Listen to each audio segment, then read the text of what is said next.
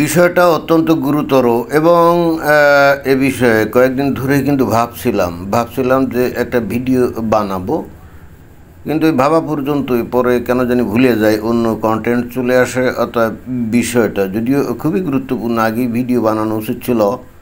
অনেকে দেখলাম যে আমার ভিডিওর নিচে কমেন্ট বক্সে তারা কিন্তু অনুরোধও করেছে যে এই বিষয়টা নিয়ে যেন দুই চার কথা বলি। তো পরে চিন্তা করলাম যে বিষয়টার গুরুত্ব অনুধাবন করে চিন্তা করলাম যে বিষয়ে তাহলে দু চার কথা বলা যায়। যে এখানে একটা এই যে ছবি দেখিয়েছি, তাই না? তো ছবিতে এখানে আবার লেখা আছে যে হাকিমপুর বর্ডারে অবৈধ বাংলাদেশিরা। এবং বিষয়টা কি? বিষয়টা হচ্ছে যে ভারতের বিশেষ করে পশ্চিমবঙ্গে, বিশেষ করে পশ্চিমবঙ্গে, আসামও হতে পারে, আসাম ত্রিপুরা বা পশ্চিমবঙ্গ, বিশেষ করে পশ্চিমবঙ্গে এখানে কথা নাই বার্তা নাই হঠাৎ করে পশ্চিমবঙ্গে বসবাসরত অনেক বাংলাদেশি এবং অবশ্যই একটা বিশেষ সম্প্রদায়ের, এবং বলতেই হবে তারা আসলে মুসলিম সম্প্রদায়ের, তাদেরকে দেখা যাচ্ছে আসলে ধরে আনা হচ্ছে বিষয়টা তাও না, তারা আসলে নিজেরাই স্বেচ্ছায় এসে ভারত বাংলাদেশের বর্ডারে জড়ো হচ্ছে। তারা আসলে বাংলাদেশে ঢুকতে চায়, ভারতে আর থাকতে চায় না। প্রশ্ন হলো যে হঠাৎ করে তাদের কি হলো? এতদিন তো ভালোই ছিল, রঙ্গ তামাশা রসে বসেছিল, কাজকাম করতো, খাইতো দাইতো, তারপরে গান গাইতো নাকি আবার ওই যে মুসলমানরা তো গান গাওয়া হারাম মনে করে, গাইতো কি নাকি জানে। কিন্তু প্রশ্ন হলো যে হঠাৎ করে তাদের শান্তির নিবাস এভাবে ভেস্তে গেল, তারা পড়িমারি করে এসে এই বর্ডারে জড়ো হচ্ছে এবং হয়ে তারপরে বাংলাদেশে ঢুকতে চাচ্ছে। ঘটনা হলো, একটু খোঁজখবর নিলাম যে বিষয়টা আসলে কি। বিষয়টা হলো যেটা দেখলাম যে এসআইআর নামে একটা প্রজেক্ট ভারত সরকার কেন্দ্রীয়ভাবে তারা চালু করেছে। এটা কিন্তু ভারতের কেন্দ্রীয় সরকারের একটা প্রজেক্ট। তো এটার ফুল মিনিং যেটা আমি বের করলাম সেটা হলো যে স্পেশাল ইন্টেন্সিভ রিভিশন, অর্থাৎ বিশেষভাবে রিভিশন করা হচ্ছে, মানে একেবারে থরলি, মানে গোড়া থেকে আগা পর্যন্ত থরলি, মানে পুঙ্খানুপুঙ্খরূপে রিভিশন করা হচ্ছে। রিভিশন মানে কি? মানে পরীক্ষা নিরীক্ষা করা। তো বিশেষ গুরুত্ব সহকারে পুঙ্খানুপুঙ্খরূপে ভাবে কি পরীক্ষা নিরীক্ষা করা হচ্ছে যে ভারত এতদিন ধরে কিন্তু অনেক দিন ধরেই কিন্তু ভারত বলতো যে বাংলাদেশ থেকে খালি যে হিন্দু সম্প্রদায় তারা যে ভয়ে ভীত হয়ে ভারতে এসে আশ্রয় নিত তা না, কোনোরকম ভয়ে ভীত না হয়েই বাংলাদেশের বহু মুসলমান সম্প্রদায়ের লোকজন ভারতে ঢুকে বসে আছে এবং তারা ভারতের বিভিন্ন জায়গায় আছে। বিশেষ করে তাদের একটা অন্যতম লক্ষ্য ছিল এই পশ্চিমবঙ্গ। তো কেন্দ্রীয় যে বিজেপি যে সরকার এবং তাদের যে পার্টি বিজেপি, তো তাদের একটা অভিযোগ ছিল এত কিছু করার পরেও কিন্তু মমতা বন্দ্যোপাধ্যায়কে ক্ষমতা থেকে কোনোভাবে হটানো যাচ্ছে না। কারণ এমনিতেই যে পশ্চিমবঙ্গে মুসলিম সম্প্রদায়ের ভোটার মনে হয় কত 24-25% বা তার বেশি। তো এরা নাকি এই মমতা বন্দ্যোপাধ্যায়ের একেবারে ভোট ব্যাংক। এবং ইন্টারেস্টিংলি এই কেন্দ্রীয় সরকার আবিষ্কার করছে এই যে রিজার্ভ ভোট ব্যাংক, তার মধ্যে উল্লেখযোগ্য সংখ্যাগুলো বাংলাদেশ থেকে যাওয়া যে মুসলমান যারা গিয়ে ওখানে নানা কায়দা ভোটার হয়ে গেছে, তারা সবাই কিন্তু মমতা ব্যানার্জিকে ভোট দেয়। তো এখন 26 সালে, মানে 2026 সালে তো বিধানসভা নির্বাচন, অর্থাৎ রাজ্য বিধানসভা নির্বাচন। তো এই নির্বাচনে বিজেপি যে কোনো মূল্যে ক্ষমতায় যেতে চায়। আমরা কিন্তু ভাবছিলাম যে গত যে ইলেকশন হয়েছিল তখন এই বিজেপির যে ঢাক ঢোল পিটানো বা তাদের যে বিজ্ঞাপন প্রচারণা, তাতে মনে হয়েছিল যে ওই সময় হয়তো বা তারা ক্ষমতায় গেলে যেতেও পারে। বাট বিস্ময়করভাবে আমরা দেখলাম যে না, তারা যেতে তো পারেই নাই, বরং আগের বারের চেয়ে সিট আর কমে গেছে এরকম।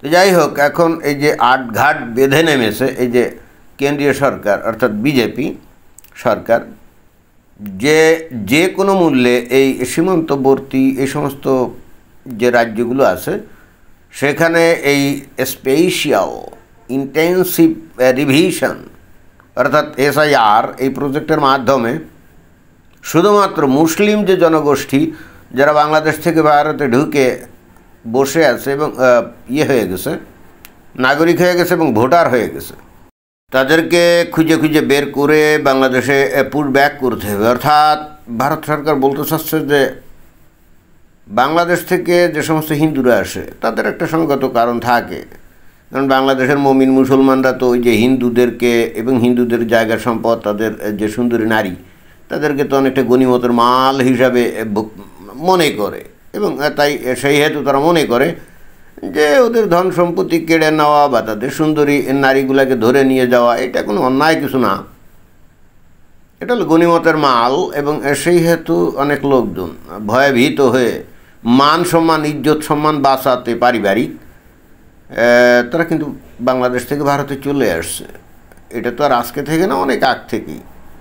এবং প্রত্যেক বছরই কিন্তু বাংলাদেশ থেকে হিন্দুরা চলে যায়, কিছু না কিছু হিন্দু কিন্তু চলে যায়, মাঝে মাঝে সংখ্যা বাড়ে, মাঝে মাঝে কিছুটা কমে। তো তাহলে হিন্দুরা যে ভারতে যায় তার তো একটা সংগত কারণ আছে, কিন্তু মুসলমানরা কী কারণে যায়? মুসলমানরা তো আর মুসলমানদের ধন সম্পদ বা নারীদেরকে তো আর ওই গনিমতের মাল হিসাবে মনে করে না, তাহলে তারা কী কারণে যায়? তাহলে বস্তুত তারা যে অর্থনৈতিক কারণে মাইগ্রেটেড হয়, অর্থাৎ ভারতে ঢোকে, এটাতে তো কোনো সন্দেহ নাই। এবং আমি কিন্তু প্রথম আসলে এই বিষয়টা বিশ্বাসই করি নাই যে বাংলাদেশ থেকে হিন্দুরা যায় শোকে ভারতে, আর মুসলমান যদি যেও থাকে হয়তো ওই আইন কানুনের প্যাসে পড়ে হয়তো হুলিয়া জারি হয়ে গেছে, পালানোর জন্য হয়তো সম্ভবত অবৈধভাবে ভারতে ঢুকছে, এরকম সংখ্যা তারা কয়েকজন, ওই 2, 4, 5, 7 জন, এর বেশি তো না। কিন্তু একবারে পরিজন নিয়ে ওই ওই হিন্দুদের মতো যে মানে মুসলমানরাও যে ভারতে অনেকে গেছে, এটা কিন্তু প্রথমত আমার কাছে বিশ্বাসযোগ্য মনে হচ্ছিল না। বাট যখন এ সম্পর্কিত খোঁজ খবর দেখলাম, যখন দেখলাম যে বর্ডারে ঠিকই বহুত লোক এসে হাজির হয়েছে এবং সাংবাদিকরা এসে তাদেরকে প্রশ্ন করছে, আপনার বাড়ি কোথায়, কেন চলে যাচ্ছেন এখন বাংলাদেশে, তো তখন দেখলাম যে ঘটনাটা আসলে সত্য। এই যে এসআইআর এই প্রকল্পটা এই যে তৈরি যে করছে, খুব সূক্ষ্ম ব্রেইন দিয়ে তৈরি করছে। কারণ হচ্ছে কি, ভারতের পশ্চিমবঙ্গে তো এমনিতেও অনেক মুসলমান আছে, তাই না? এমনি তো এই যে 24-25% বা 30% যে ভোটার তো আর এমনি না, ওরা তো অনেক মুসলমান এমনিতেও আছে, কিছু কিছু এরিয়াতে একবারে সম্পূর্ণ মুসলিম অধ্যুষিত। তো তাহলে এর মধ্যে বাংলাদেশ থেকে যাওয়া মুসলমান যারা নাকি ওখানে আধার কার্ড পেয়ে গেছে, নাগরিকত্ব পেয়ে গেছেন, আর ভোটার হয়ে গেছে, তো তাদেরকে কিভাবে চিহ্নিত করবে? এটা খুবই জটিল একটা বিষয় না? তো দেখলাম যে ভারতের সরকার এইটা বের করার জন্য এই যে এসআইআর স্যার, এটা এমন একটা কায়দা করছে যে বলছে না যে ইন্টেন্সিভ রিভিশন, অর্থাৎ ইন্টেন্সিভ মানে কি, পুঙ্খানুপুঙ্খরূপে রিভিশন, পরীক্ষা নিরীক্ষা বা পর্যালোচনা, পুনর্বিবেচনা, এগুলা, তাই না? তো এইটা খালি নাম দিলে তো হবে না, কায়দাটা কি, অর্থাৎ কী পদ্ধতিতে তারা রিভিশন করে তারা সেকে বার করছে যে কারা নাকি অরিজিনালি ভারতীয় মুসলমান আর কারা নাকি বাংলাদেশ থেকে আসছে। তো আমি একটু তথ্য তলাশ নিয়ে দেখলাম যে এটা রীতিমতো একেবারে চালুনি দিয়ে ওই যে সেকে ভার করার মতো এই কাজটা করছে। সেটা কীরকম? সেটা হলো যে সমস্ত মুসলমান আছে, এমনিতেই তো আশেপাশের লোকজন বলেও দেয় যে অমুক অমুক জায়গায় বস্তি হিসাবে আছে বা ভাড়াটি হিসাবে আছে, এরা অরিজিনাল এই অঞ্চলের লোকজন না, স্থানীয় লোকজন তো এমনিও বলে দেয়, তাই না? এটা তো এমন না যে বলে না, বলে দেয় যে কারা নাকি বিগত 5 বছর বা 7 বছর, 10, 15 বা 20, 25 বছর ধরে আছে, যারা অরিজিনালি ওই জায়গার নাগরিক, ওই জায়গার লোক না। তো এইগুলো আগে চিহ্নিত করছে, এই যে এই এসআইআরের সাথে যারা যুক্ত, চিহ্নিত করে এইবার গিয়ে তাদেরকে জিজ্ঞেস করছে যে যারা ওখানে আছে তাদের পূর্বপুরুষ, অর্থাৎ যারা আছে বাপ মারা গেছে তার বাপের নাম কি এবং তারপরে তার দাদার নাম কি, তো এই সমস্ত কিন্তু জিজ্ঞেস করছে। এবং পরে তার বাপ যে নাগরিক ছিল, তার দাদা যে নাগরিক ছিল, তার প্রমাণপত্র তারা দাবি করছে যে মানে বলছে যে ওইগুলা কোথায়। তো এই অ্যাপটা এখন বাংলাদেশ থেকে যারাই গেছে, ধরেন যে ওই গেছে আর কি, ওর বাপ দাদা, ওরা আর মনে করেন যে অতীতে বাংলাদেশে মারা গেছে অথবা বাংলাদেশে আছে, সে নিজেই খালি ফ্যামিলি নিয়ে গেছে। তো সে যখন বাপের নাম বলছে বা দাদার নাম বলছে আর তাদের ডকুমেন্টেশন দিতে বলছে যে তাদের কই আইডি কার্ড বা মানে ভোটার কার্ড বা যে কোনো একটা দলিল বা যে কোনো হয়তো পর্সা জমির কাগজ ইত্যাদি ইত্যাদি বা ব্যাংক অ্যাকাউন্ট স্টেটমেন্ট আছে না, আছে তো অ্যাটলিস্ট, যদিও এখন আধুনিক কালের মতো ওই যে আধার কার্ড হ্যান ত্যান হাবি জাবি এগুলো হয়তো এখন, বাট এর আগেও তো এক ধরনের পরিচয়পত্র ছিল। এমন তো না যে কোনো পরিচয়পত্র ছাড়া বা কোনো ডকুমেন্ট ছাড়া কোনো নাগরিক আগেও থাকতো, তাই না? প্রত্যেকেরই ওই যে হয় ভোটার কার্ড নাইলে আইডি কার্ড নাইলে জমির পর্সা ইত্যাদি ইত্যাদি তো থাকার কথা। তো যখন এইগুলো আর দিতে পারে নাই তখনই তো বুঝে ফেলছে যে এইগুলো সব বাংলাদেশ থেকে আসে, রাইট? এটা কিন্তু একেবারে চালুনি দিয়ে সেকে বের করার মতো, এবং যে কোনো মানুষকেই কিন্তু বের করা সম্ভব যে কে অরিজিনালি ভারতীয় এবং কে অরিজিনাল না। কিন্তু এই ক্ষেত্রে ওই যে ভারত ওই এসআইআরের সাথে সম্পর্কযুক্ত যারা আছে তারা আবার ওই হিন্দু হলে তাদেরকে কিন্তু আবার ছাড় দিচ্ছে। ছাড় তো দিতেই হবে, কারণ তো বলছে না যে 2024 সালের ডিসেম্বর পর্যন্ত যারা নাকি ভারতে ওই যে বৈধ বা অবৈধভাবে ঢুকে রয়ে গেছে তাদেরকে ভারত নাগরিকত্ব দিবে। সেই হেতু তাদের পূর্বপুরুষ ভারতীয় যদি না হয়, তার বাপ যদি ভারতীয় না হয়, তো তারপরে তো ওই বিধি অনুযায়ী তারা তো থাকতেই পারবে, রাইট? কিন্তু মুসলমানদের ক্ষেত্রে ভিন্ন বক্তব্য, অর্থাৎ মুসলমানদের ক্ষেত্রে তারা মানে বলছে যে না, তাহলে তোমরা যেহেতু অবৈধভাবে আসছো, অবৈধভাবে নাগরিকত্ব গ্রহণ করছো, তোমরা দেশে ফিরে যাও। এই হলো বস্তুত এসআইআরের কার্যক্রমের কৌশল। তো খুবই সূক্ষ্ম কৌশল, সন্দেহ নাই। উদ্দেশ্য একটাই, এবং এটা হয়তো অনেক মানবিক মানে মানবাধিকার নিয়ে যারা কাজ টাজ করে তারা বলবে যেটা অন্যায়, ওটা ওই। তো এই সমস্ত আমি মাঝে মাঝে বলি যে এই সমস্ত মানবাধিকার সংগঠনের উচিত ওই সমস্ত লোকজনদেরকে নিজেদের বাড়িতে নিয়ে আশ্রয় দেওয়া, অথবা তাদের যে অফিস টফিস আছে সেখানে নিয়ে আশ্রয় দেওয়া। এরা যখন এত মানবাধিকার নিয়ে চিৎকার করে, তাই না? কথা হচ্ছে যে মুসলমানদেরকে কেন টার্গেট করছে, কারণ দেখছে যে এই মুসলিমরা এরা ভারতের খায়, ভারতের পরে, এবং ভারতের প্রতি তারা যে কৃতজ্ঞ তা কিন্তু না, ভারতের প্রতি তারা কিন্তু কৃতজ্ঞ না। এবং এটাই হলো মুসলমানদের সবচেয়ে বড় সমস্যা। এই যে মনে করেন পশ্চিম দেশগুলোতে প্রচুর মুসলমান নানা কায়দায় নানাভাবে কিন্তু মাইগ্রেট করে চলে গেছে, তাই না? ওদের কথাবার্তা এমনি উপস্থিত শুনলে মনে হয় না জানি তারা পশ্চিমকে কত ভালোবাসে। বিষয়টা হলো মোটেও তা না, ও মোটেও পশ্চিমকে ভালোবাসে না। অনেকে ডাইরেক্টলি বলে সে ভালোবাসে না, আর অধিকাংশের অবচেতন মনে ওরা ওই দেশের মানে কালচার, সমাজ ব্যবস্থা এগুলোকে কিন্তু তারা ভালোবাসে না। এই যে ভারতে মনে করেন যে মানে যারা নাকি বংশ পরম্পরায় ভারতে বসবাস করতো, ওই যে কাশ্মীরের কি ওই যে ডাক্তার কতগুলো আছে না, ওই যে আলফালা যে বিশ্ববিদ্যালয় হাসপাতালে যারা চাকরি করতো ওই যে হরিয়ানাতে, তো ওই যে ডাক্তারগুলো ওই যে ওমর টোমর কারা কি ধরা পড়ছে না 5-7টা।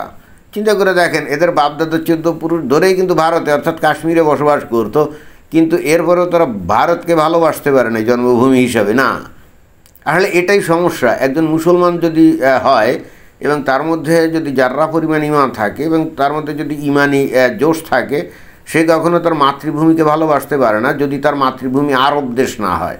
কারণ ইসলাম তো আর কিছুই না, আরব কালচার।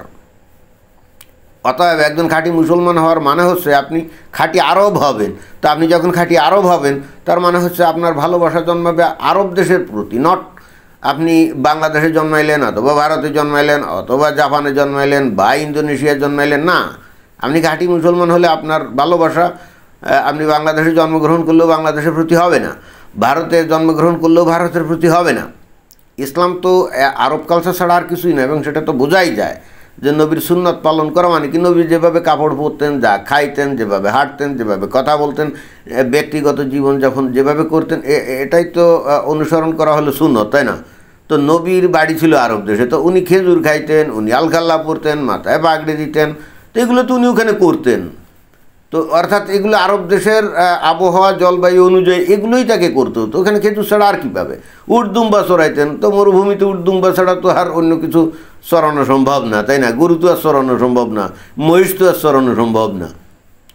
তো একজন মুমিন মুসলমান বাংলাদেশ বা ভারতে জন্মগ্রহণ করলেও স্বপ্নে সে কিন্তু উটদুম্বা চড়াইতে চায়, সে কিন্তু আলখাল্লা পরে খেজুর খাইতে চায়। অতএব সে মনের অগোচরে সে তার জন্মভূমিকে ভালোবাসতে পারে না। ইট ইজ কোয়াইট ইম্পসিবল, জন্মভূমিকে ভালোবাসতে পারে না। এই জন্যই তো এই যে বাংলাদেশ 1971 সালে বাংলাদেশ স্বাধীনতা হইল, তাই না? এরপরে ধরে নেওয়া যেতে পারে না যে তাহলে বাংলাদেশের প্রত্যেকটা নাগরিক বাংলাদেশকে ভালোবাসবে। জি না, তারা কিন্তু বাংলাদেশকে এখন আমরা স্পষ্ট দেখতে পাচ্ছি এরা বাংলাদেশকে ভালোবাসে না। এরা বাংলাদেশকে না ভালোবেসে প্রথমত ভালোবাসে কাকে? ভালোবাসে হইলে আরব দেশকে, এবং দ্বিতীয়ত ভালোবাসে পাকিস্তানকে। কারণ মনে করে যে পাকিস্তান একটা খাঁটি ইসলামী দেশ, এই জন্যে তাদেরকে ভালোবাসে। নিজেদের মাতৃভূমিকে তারা ভালোবাসে না। যদি ভালোবাসতো তাহলে এই মাতৃভূমি একসময় উপনিবেশ ছিল পাকিস্তানের, এবং তার আগে ছিল ব্রিটিশদের, তাই না? তো এখন যে কোনো জাতির সবচেয়ে গৌরবের বিষয় কি? তার মুক্তিযুদ্ধ, তার স্বাধীনতা যুদ্ধ। এবং ওই স্বাধীনতা যুদ্ধ বা মুক্তিযুদ্ধের যারা নায়ক থাকে তারাই তাদের সবচেয়ে বড় বীর, এবং তাদেরকে নিয়ে তারা গর্ব অহংকার করে। আর বাংলাদেশের ক্ষেত্রে আমরা কি দেখলাম? স্বাধীনতার বীর যারা, সে বঙ্গবন্ধু অথবা বীরশ্রেষ্ঠ যে 7 জন এবং আরও অন্য যারা আছে, এবং এখনও যে মুক্তিযোদ্ধারা বেঁচে আছে, কত প্রকারে এই বাংলাদেশের মানুষ তাদেরকে অপমান অপদস্থ করছে। এবং ইন্টারেস্টিং ব্যাপার হচ্ছে বাংলাদেশে বিএনপি নামক একটা দল আছে যারা নিজেদেরকে বলে যে তারা মুক্তিযুদ্ধের পক্ষের শক্তি, সেই তারা নিজেরাও কিন্তু এই মুক্তিযোদ্ধাদের অপমান করছে। এবং স্বাধীনতার এবং মুক্তিযুদ্ধের সবচাইতে বড় স্মৃতিচিহ্ন 32 নম্বর বাড়ি, এটাও কিন্তু এই যে বিএনপির লোকজনরা ভাঙছে। তো হাউ ইজ ইট পসিবল? যেখানে এই বিষয়গুলো হবে তাদের গৌরবের বিষয়, অহংকারের বিষয়, এবং বাংলাদেশের যে বর্তমান জেনারেশন তারা কিভাবে এই যে স্বাধীনতার চিহ্নগুলোকে ভাঙছে, উল্লাস করছে, আপনারা দেখছেন। বঙ্গবন্ধুর যে আবক্ষ মূর্তি সেখানে প্রস্রাব করছে এবং বলছে এগুলো বাংলাদেশ থেকে একেবারে করে দিতে হবে, উচ্ছেদ করে দিতে হবে। এটা কিভাবে সম্ভব? তাহলে এদের গর্বের অহংকারের আর বিষয় কি থাকলো? অর্থাৎ ওই যে ভিতরে ইসলাম, এর ভালোবাসা তো বাংলাদেশের প্রতি না, এর ভালোবাসা তো ওই আরবের প্রতি। এদের ছোটোবেলা থেকে সেভাবে শিক্ষা দেওয়া হয়েছে না। তো এরা তো বাংলাদেশের স্বাধীনতার পক্ষে বা বাংলাদেশের যে গর্ব অহংকারের বিষয়, এই বিষয়গুলো তাদের মধ্যে নাই। এবং এই ধরনের তাদের একজনই হচ্ছে গর্ব এবং অহংকারের মানুষ, সে হলো হযরত মুহাম্মদ, এবং বাকি আর কেউ তাদের কাছে না। ইন্টারেস্টিং ব্যাপার হচ্ছে কি জানেন? আরব দেশগুলোর জন্য সুবিধাটা কি? ইসলাম যেহেতু আরব কালচার, তো তারা তো মুহাম্মদকে ভালোই বাসবে, তাই না? কারণ তারা তো হযরত মুহাম্মদ তো তাদের দেশের মানুষ, তারপরে তারা তো ইসলামকে ভালোই বাসবে, কারণ ইসলাম তো আরব জাতীয়তাবাদ। তো তাদের রীতিনীতি কালচার যদি অন্য দেশের মানুষ পছন্দ করে, এটাতে তো তাদের খুশি হওয়ার কথা, তাই না?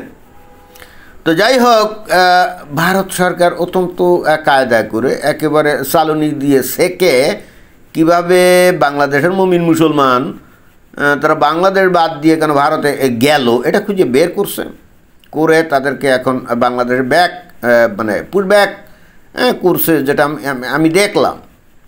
তা আমার প্রশ্ন বাংলাদেশের মুমিন মুসলমানদের কাছে, আপনারা যারা ভারতে ঢোকেন, ভাই যে দেশকে আপনারা ভালোবাসেন না, ঘৃণা করেন, সেখানে তো গিয়ে অবৈধভাবে আপনারা থাকার চেষ্টা করেনি বা করেছেন।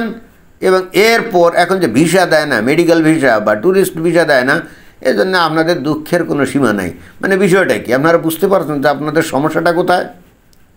আপনাদের সমস্যাটা কি আপনি বুঝতে পারছেন? আপনি মনে করতে পারেন আপনার ধর্মীয় বিশ্বাস অনুযায়ী সারা দুনিয়া আপনাদের, কিন্তু অন্যরা কি আপনার এই বিশ্বাসটাকে মানবে না। এবং যখনই আপনি সারা দুনিয়ার বিভিন্ন জায়গায় দখল করতে যাবেন, এইগুলা কি ওই মধ্য যুগ নাকি যে যেমন ইচ্ছা খুশি হঠাৎ করে আপনি আক্রমণ করলেন, তারপরে দেশ দখল করলেন, তারপরে তাদের সুন্দরী নারীগুলোকে গনিমতের মাল হিসাবে ভোগ করলেন? বিষয়টা কি এরকম নাকি? এখন তো উল্টে আপনাদের উপরে আক্রমণ করে আপনাদের নারীদেরকে ওই আপনাদের বিধি অনুযায়ী গনিমতের মাল বানানোর কিন্তু ধান্দা করবে। এবং তখন কিন্তু আপনারা দোষ দিতে পারবেন না। কেন জানেন? কারণ আক্রমণ করে অন্য ইসলাম অনুযায়ী অমুসলিমদের উপর আক্রমণ করে তাদের সুন্দরী নারীগুলোকে ধরে যেমন গনিমতের মাল হিসেবে ভোগ করা আপনাদের কাছে বৈধ, তখন অমুসলিমরা কি বলবে?